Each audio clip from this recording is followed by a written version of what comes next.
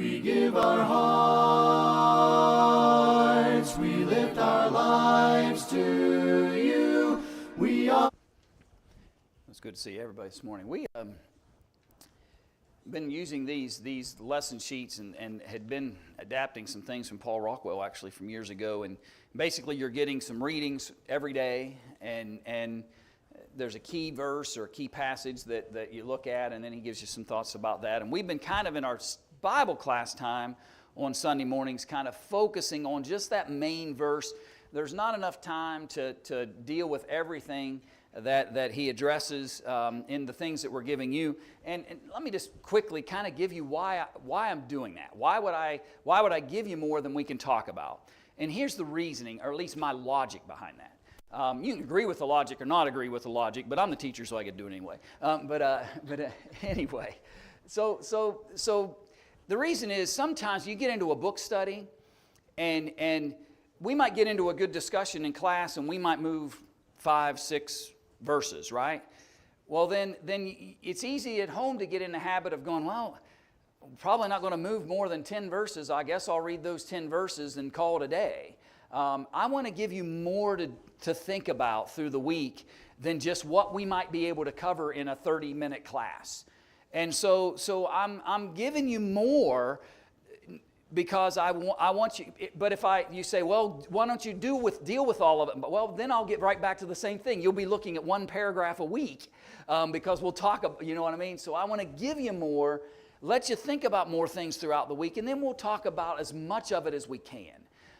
That's kind of been my approach for this. I have a new set. It's not back there yet. It's laying here in a pile. I'll put it back there for this week.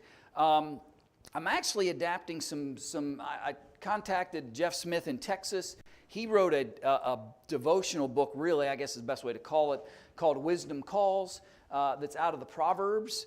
And it's kind of written in the same way that we're kind of using our study here a little bit, gives you some things to deal with. I got his permission to adapt that to our use.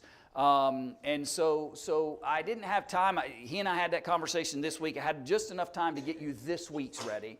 I'll have, like we did before, give you a couple months worth then once I'm able to work on that this week for the future. But for this week, I'll lay it back there on the table. You'll get another set. So same principle.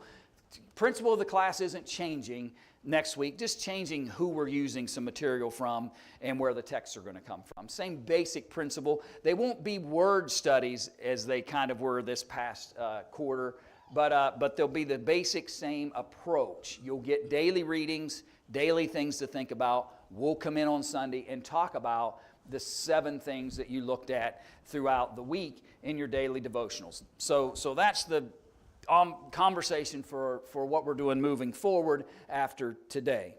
So let's talk a little bit then about this week's text that he gave us and the material that we used. And this week's word, because these were word studies this past quarter, is rejoice. To be glad or happy, to make glad, delight in. And the first text that he offered that you were to look at last Sunday was Proverbs 2 and verse 14. Who rejoice to do evil and delight in the forwardness of the wicked. Now that was kind of an interesting text to start with joy, right? But it was the one that was there. And so what should we not be rejoicing in then, in other words? Sin, evil, wickedness. And I think the question I wanted to just kind of think about from that is, should we pursue joy at all cost? No. My earthly joy does not license me to do anything or everything that I want. The world tells me that, by the way. The world repeatedly tells me that if it makes you happy, do it. If it brings you joy, do it. And it doesn't matter who else it may hurt. It doesn't matter what consequences it may bring. It doesn't matter whether it's morally right within Scripture. None of those things are relevant to the world. If it makes you happy, just do that. But I think the warning here from Proverb is joy can't be found in anything and everything, and certainly it can't be or shouldn't be found in wickedness. And the secondary thought, then in what ways has man done just that? His whole life, sometimes that's all he does. Okay, sometimes a man's devoted himself to nothing but wickedness. Okay? it is a blight. I mean, particularly the drugs scene, if you will, the addiction issues in a broader scope, where men have decided that path, and it's interesting. It's not only destroying them spiritually, but it's physically harming them in the process. But it has reached a level that I don't think anybody in this room of any age is ever would have thought that we would see, even especially in small town America, the kinds of things we witness. But that's the path that people have said, well, this is, I don't know whether it's going to make them happy or whatever they're thinking, but joy at all costs, right? My personal fun and enjoyment is more important than what the destruction that it might cause. And that happens in that scene as well. Don't care what other people think about. I think that's part of that equation too, Jim, that some don't give any concern about what others think, or particularly what God thinks, which is the most important aspect. Okay, I think that people have just ignored God in the equation. They've left Him out. And no wonder wickedness elevates when God gets ignored in the process. They won't even consider what God thinks about something. They're not concerned about what God thinks. And the erosion of God from the conversation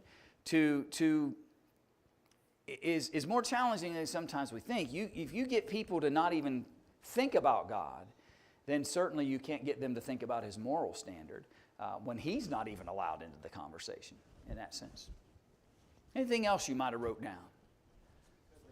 Change joy and happiness, and they're not the same. I think you're right, Doug. I They think could chase happiness every day, and that, you said, whatever makes you happy, that's the problem. It's a fleeting thing. Yeah. Joy isn't. Yeah. And I appreciate that. And real joy is found where? In the Lord, right? Yeah, in the book.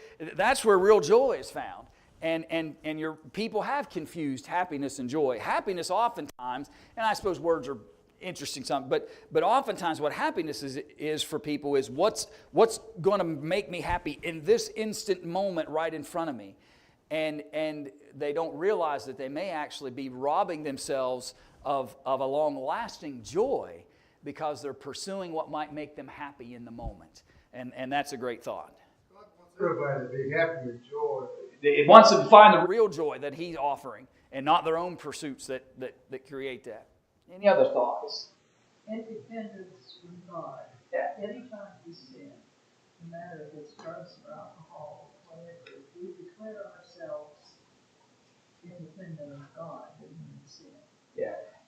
Any kind of disconnect from God in the conversation creates a false sense of joy and happiness. And I think that's an important aspect that we need to appreciate. The second text, I hope I did those in order, yeah. The second text, and I'm adapting what you have in your hands that we passed out, was Proverbs 23, verse 15. He said, "My son, if thine heart be wise, my heart shall rejoice, even mine. Yea, my reins shall rejoice when thy lips speak right things." So Proverbs 23:15 teaches us that we should rejoice when one speaks what? The truth, right? What'd you say? Wisdom, right? That's part of that equation as well. Right? None of us should find any joy when dishonesty is part of the process. And we shouldn't find any joy. There should be no rejoicing.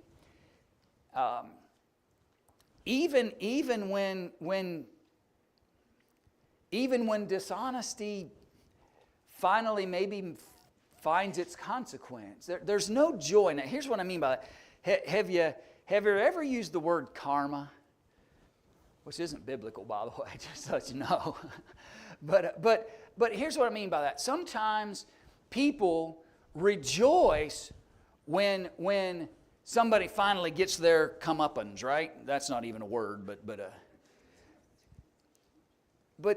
there's no joy in that either. We should never find joy in anything that is wicked or harmful or why would I want anyone to have to? I would hope that they would choose wise paths. I would hope they would choose wisdom and truth and God's testimony. And I don't find any joy even when the wicked kind of gets the consequence of what's coming to them. There's no joy in that. There's no joy in wickedness, period. We rejoice in truth and honesty. That's what we seek for anyone. And though sometimes we may want folks to be held accountable, and for folks to recognize responsibilities, but I don't find any joy in that moment. I don't find any happiness because somebody finally got their due. We've got to be careful that we don't get into that mindset. We just rejoice in truth and honesty and wisdom of God. That's where we want to find our joy. That's where we want to find the basis of our thought processes. Proverbs 24:17 said, "Rejoice not when thine enemy falleth."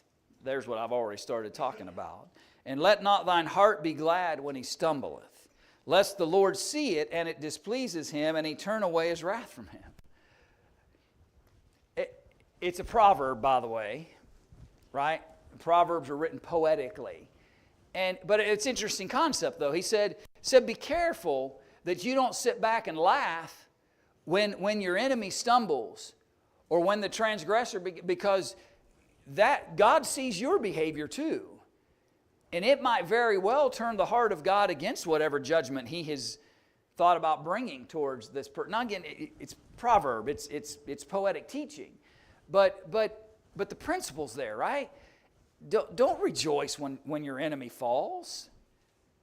Don't let your heart be glad when he stumbles. All of us, I suppose, might have some levels of competitiveness in us at times. Maybe some of us too much. But we should never want to see anybody fail. Why would I want to see anybody fail? No matter how harsh or how bad they've behaved or not, I don't want to see anybody I don't want to see anybody hurt. I think that we've got to be very careful that we don't find some kind of odd, morbid joy when we see people that may have caused us some trouble in life or said some bad things or negative things about us, that we somehow want harm to fall upon them. We don't find joy in that moment. In what should we never find joy? That's the kind of thing we're talking about. Thoughts you may have written down about that? Yeah, the suffering of anyone isn't something to put a smile on anybody's face. You know, why would we even walk that path and think that way? And maybe if we would pause and be honest about that thinking for a minute, it might expose our own heart a little bit. Some things we need to start evaluating. If I actually find joy when people get harmed or they get consequence to their, if I find joy in that, then it may be my heart that needs to be taken a look at for a minute. Anything else you thought of when you read that text? Last night at the game, there were people behind us when Texas Tech had the ball that were yelling, "Break his leg! Break his leg!" Yeah. What's wrong with people, right? Yeah. And I agree, and I think that's the kind of thing we're talking about here. Why would I, even someone who may be trying to even cause me harm, but still there should be no place for that kind of thinking.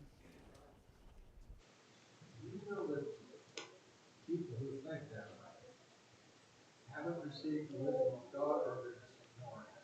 One or the other, though, right? I think it's one or the other. They've either heard what God has said about it and just decide I don't live that way, or they just haven't been taught. They haven't appreciated the wisdom that's available to them. I wish I understood, right? Why people think and behave and make the choices that they do sometimes. But certainly, that's the kind of mindset that they have. They're ignoring what God would desire at best, and at worst, maybe they haven't even explored what God would want from them. in that scene. And I think that happens more often. I remember a preacher telling one time, he was talking about Scripture, when Jesus, man strikes you on one cheek, turn the other cheek to him, and you'll heap coals of fire. And a fellow was preaching that or teaching that in a Bible class, and a person raised their hand and said, "Preacher, that won't work." And he was kind of stunned for a minute. He didn't even know what to say to that. But that was their mind. They had already determined, Bob, that behavior wouldn't work. God's wisdom won't work in that scenario. And you get folks like that sometimes. They know what God said, but they just decide, what God said won't work. It won't handle the situation the right way, so I'm going to do my own thing anyway. And some of that occurs sometimes when those behaviors are shown. Ecclesiastes 3:22 writes, "So I have seen that nothing is better, that a man should rejoice in his own works, for that is his portion. For who shall bring him to see what shall be after him?" And asked a couple of questions. What must we recognize concerning our blessings in order to rejoice in them properly? There's a simple answer to that, by the way. They're from God. Right? That's the first foundational understanding that we need to have. Our blessings come from the Lord. The writer of Ecclesiastes, who I believe to be Solomon, but whoever it is, talks about throughout the narrative how they pursued joy in everything. There was nothing that they held from themselves. Anything money could buy, any situation, everything imaginable to man, they pursued and found ultimately that it was all what? Vanity. And the reason why it was vanity or empty was because it was all pursuits of self. All of it was about pursuits of self. That's right. And so if I'll put aside self, I can find joy when I recognize those blessings come from God. That's where the joy is found. Not in some personal success, not in some great benefit that I've gained for myself. No, I find the joy that God has blessed and God has encouraged and God has strengthened, and He's been the one helping me along the way. Look what I did. Right. And that was the mindset he was trying to lead people to get away from in that narrative. So in what way should we rejoice with contentment?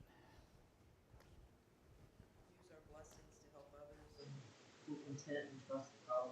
Okay. So use what we've been blessed with to be of assistance towards others as a way to teach us and help us remember contentment. And just to learn to be content. That God's caring for me. He's taking care of me. I don't always know the hows and the rhymes and reasons that He puts in place, but I trust that He will. And that the blessings that I have are not about me. They're there because of Him. We should be thankful that God was willing to give us what we need. Right. So there's a level of thanksgiving that can be part of this conversation that helps us strengthen us in the joy of what God is doing for us. What else did you think of that you wrote down as answer to that question? You're around someone who is always so concerned about what they don't have and what. It must be a terrible place in their minds that they fuss within themselves all the time. And that's a good point, Kim. I think sometimes we can become so consumed with what we think we don't have that we can't even see what we do have. And we do so much comparative thinking sometimes in life. And we look at what other people have, or we will look at what other circumstances people have found themselves in. And maybe in my mind, that's what I want, but they get it and I don't. And we're constantly consumed with what others have and what I do not, that I can't even see clearly what I have been blessed with. And it shows a little bit of lack of faith and confidence in God sometimes, that just because I don't receive in the same measure that somebody else.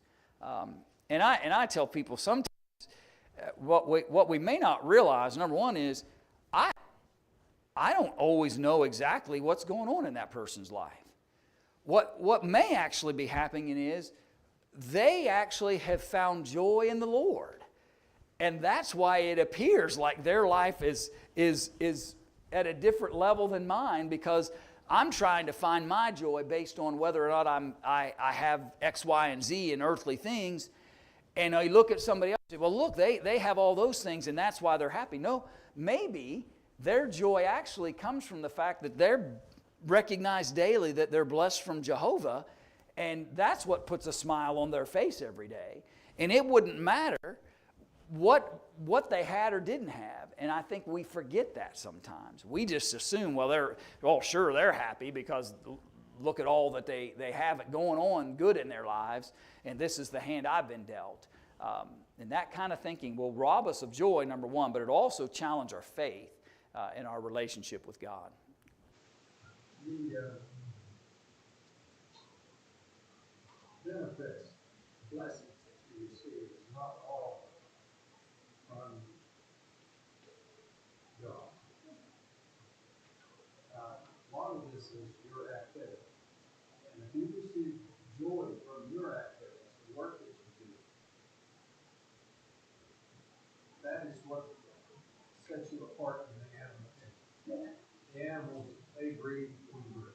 But they don't have the joy of what they're about. There's a special, the life that God has breathed into us gives us a different kind of appreciation for the things that He's providing to us. Though He sustains all of His creation, there's a peculiarity about what He's providing for us that should bring a level of joy that can't be understood outside of that. Psalm 5, verse 11 was the next text, the next day's text. And it said, but let all those that put their trust in Thee rejoice. Let them ever shout for joy because Thou defends them. Let them also that love Thy name be joyful in Thee. For Thou, Lord, wilt bless the righteous with favor, and wilt Thou compass him as with a shield. And so what should those who trust the Lord be doing? Okay, be joyful. And then there was an added thought, though. What else? What should we be doing with that joy? Sharing it, right? We should be declaring it. That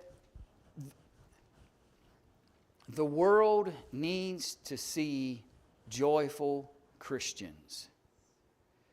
When the world sees Christians dragging around like they're the most miserable people on the earth, we are sending a horrible message to that world. The world needs to see Christians living the joy they claim to have in the Lord.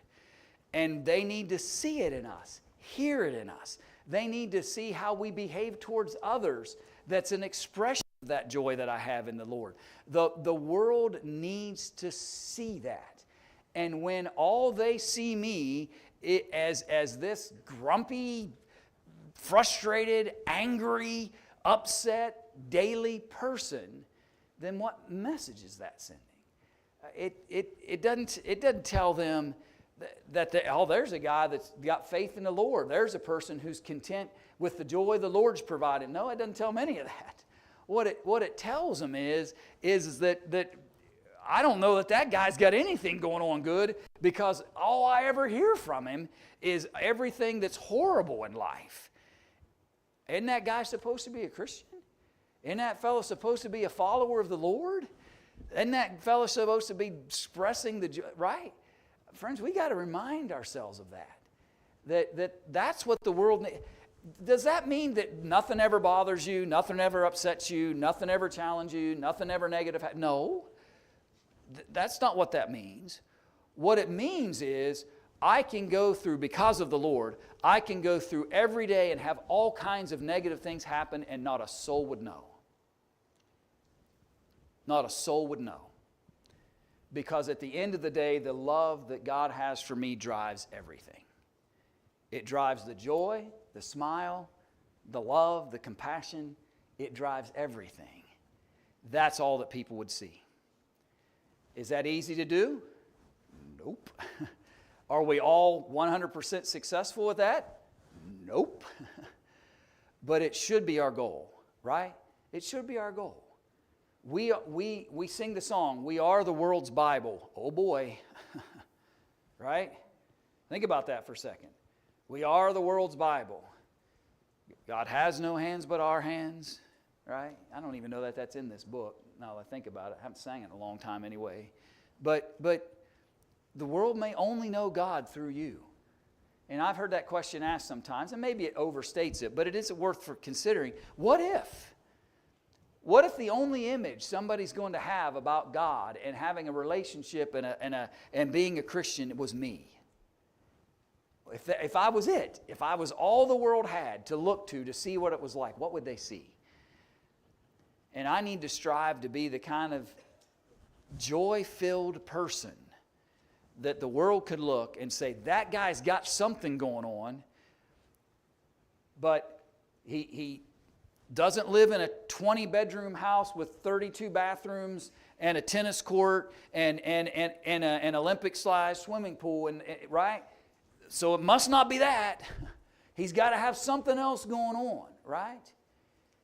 And maybe they'll look and try to figure out what else has that guy got going on in his life that's making him this way. And hopefully maybe they'll engage and find, oh, that guy's a faithful believer. That's what he's got going on. That's what drives the joy in his life. And you hear it from him. Go back to that text for a second. Notice he said, let them ever shout for joy. I think maybe sometimes folks take that a little too literal, because the idea isn't the idea of trying to draw attention to yourself through some boisterous, but it is a declaration. The world sees that joy in me, that God has compassed me with favor. That favor is a shield to me. Say what you want, do what you want, behave how you want. You're not taking my joy. That's what we need to think about, right? Do what you will, say what you will, but you're not taking my joy because it comes from the Lord. The earth could take it away, the world could take it, but you can't rob me of joy because it comes from the Lord. I went into sermon mode, sorry, my bad. Any other thoughts that you have about that? Go ahead. The world will assume that if they reject God, reject the Bible, they'll assume, even if they see it, they'll assume often that our lives are dull and joyless sometimes because they've already rejected the notion that God is and what we can have in Him. Yeah. I can remember, especially as a young person, being told, well, what do you do for fun? You don't do X, Y, Z that would be sinful. You know, maybe there's our thing, because we cut off all the time. But they will sometimes refuse to see it because they've already rejected the concept. Well, and I think you're right. I think what happens sometimes is, and I understand it, because the world views joy as coming from earthly pleasures. And so when the world sees you deny an earthly pleasure because you're striving to be godly, they think, well, why would you rob yourself of joy? And it's hard to convey to them, I'm not. I can find joy in godly things. I can find just as much or more joy and happiness in godly things. I don't need to pursue earthly things in order to have those. But I think that's the disconnect. I think the world has convinced itself the only way to find joy and happiness is through earthly things. No, I can be just as joyful in godly things and be just as excited about those things as they are about worldly things.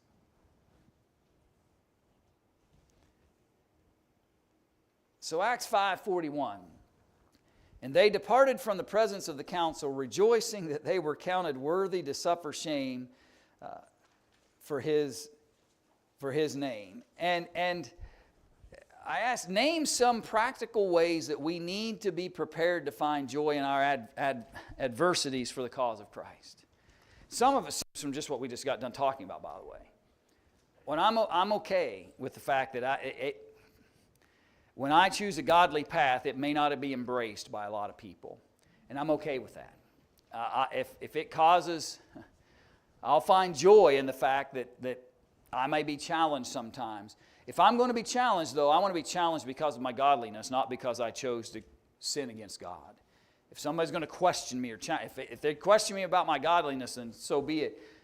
What I don't want to find myself in is being questioned of Jehovah, why I didn't choose godliness in some circumstances. So go ahead. I'm sorry. I didn't know really where you were going with that. Well, neither did I. But go ahead. But we were discussing yesterday, but I came up with, we've been told everything will not always be wonderful all the time, and we want to follow, if we want to follow Jesus, and that fact justifies our adversity. Does that make sense to you? Yeah, I think. So help me follow it a little bit. So sometimes we talk about the idea that we need to be prepared. We're peculiar people, and there's going to be weird things. Yeah. And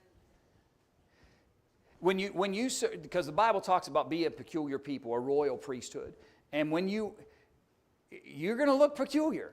When you choose godliness in a world that despises godliness, you're going to look peculiar. And sometimes I just need to find the joy in that. The fact that you know what, I'm okay. I'm okay with the fact that I don't look like the world, don't act like the world, don't talk like the world. And I choose behaviors that will align with godliness even when the world might look at that as completely odd. Yes, and that's kind of what I was driving at. Like that, it may hurt your feelings, but when you get down to it, you understand, no, I did the right thing. Yeah. And I think, and let me go back just for a second and talk a little bit, and we don't have everybody, and this is adult class, so we don't have younger kids, but in here, but I think it's worth saying that to this audience. As you get older, in some ways it gets easier. And I'm not making light of it, but it's true, right? It gets easier to be peculiar. When you're 80 years old, okay, and you look a little odd in the world, right? But when you're 14 and you look a little odd to the world, that's a challenge.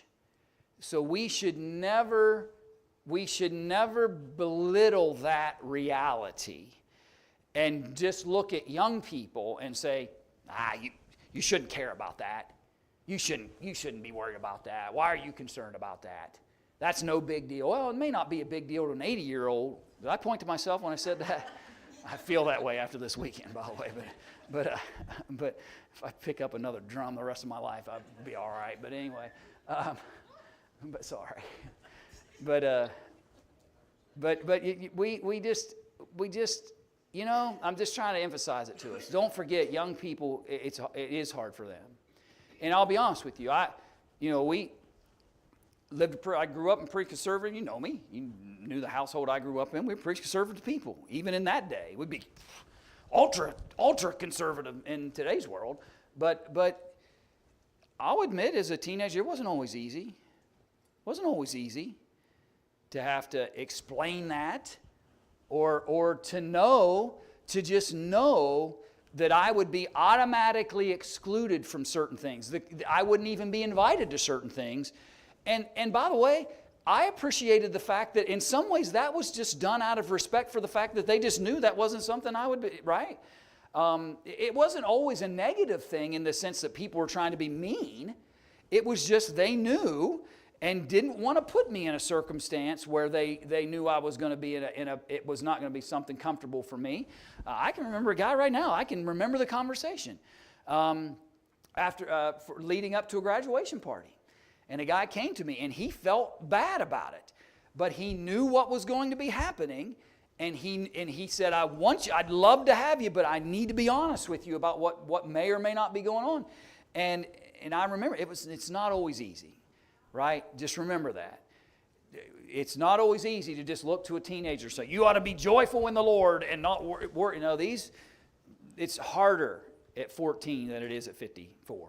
You survived. Yeah, well, some may doubt that, but anyway, great to see everybody today. If you would bow your heads quickly, the bell's already rung for us this morning. Thank you, Lord, for the great opportunity you've given us to worship you and to discuss your word today. Strengthen us as we leave here.